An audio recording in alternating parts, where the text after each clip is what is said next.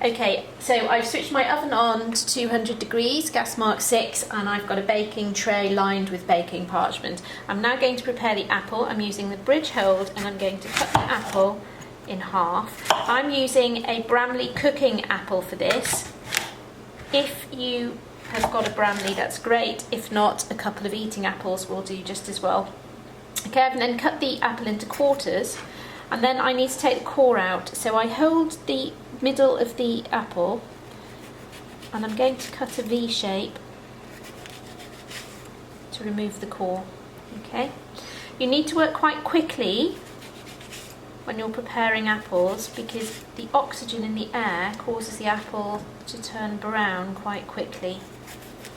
We want to avoid that if possible.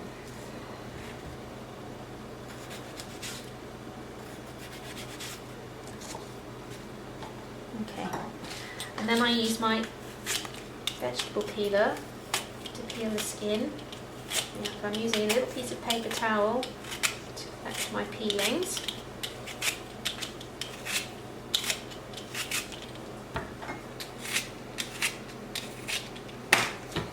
You then need to cut your apple into half, and then into half again, and then into little pieces. So your apples are about that size. Okay, once the apple has been cut, put it into a saucepan.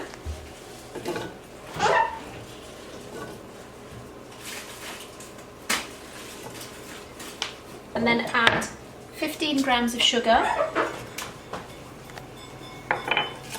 and 3 tablespoons of water. You don't need to add a huge amount of water, but you do need to add some because this stops the apple from burning on the bottom of the pan. And then we're going to put that on to a really low heat and give those apples time just to cook down and become quite soft.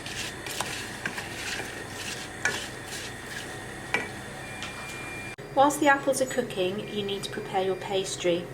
So for this, I'm using just shop-bought rough puff pastry, and I'm using half pack.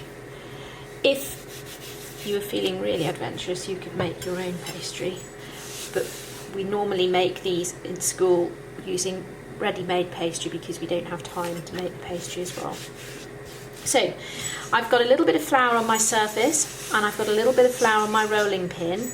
I'm now going to try and evenly as possible roll out the pastry. You need to turn it regularly, otherwise it will stick to your surface.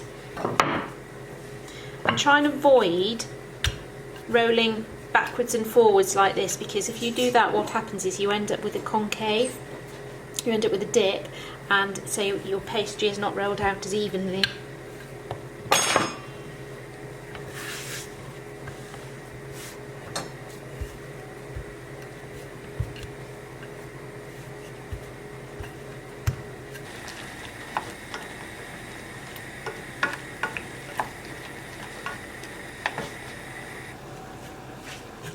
Okay, once you've got your pastry rolled out fairly thinly, you then need to use something to cut out circles. I'm just using this saucer, so I'm going to put this saucer on top of the pastry and I'm using a sharp knife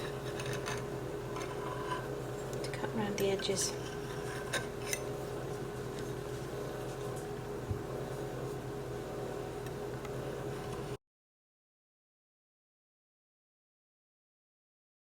So this apple's now really quite soft. I can mush it up and there's not too much liquid, so that's perfect. So I'm now going to fill the apple turnovers. So I've got some beaten egg in a dish here, ramekin dish, and I've got a fork at the ready and I've got a teaspoon. So what I'm going to do is I'm going to put a teaspoonful of mixture in the middle of each or to one side of each of these turnovers. Don't be tempted to put too much mixture inside, because if you put too much in, then it will just burst out once it's in the oven.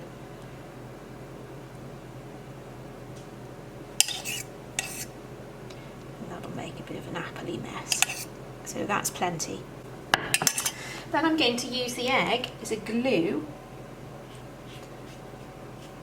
So I'm painting around the edge of each pastry circle.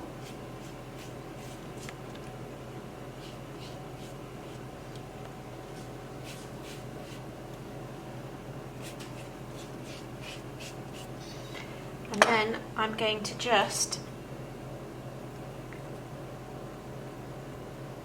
fold over the turnovers, or turn them over.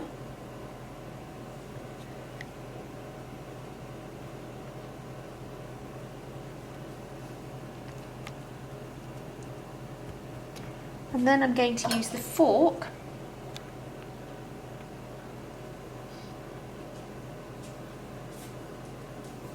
to press down, and this acts as more decoration, but it also helps to really make sure that this pastry sticks together.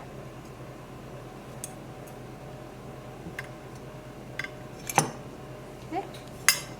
I'm then going to place my apple turnovers on my baking sheet.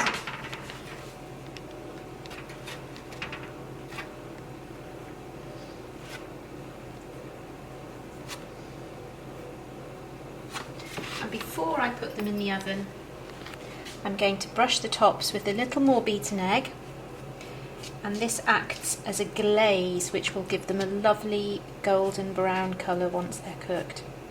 And then they're going to go into my preheated oven for about 20 minutes until the pastry is cooked and golden brown and the apple turnovers have puffed up nicely.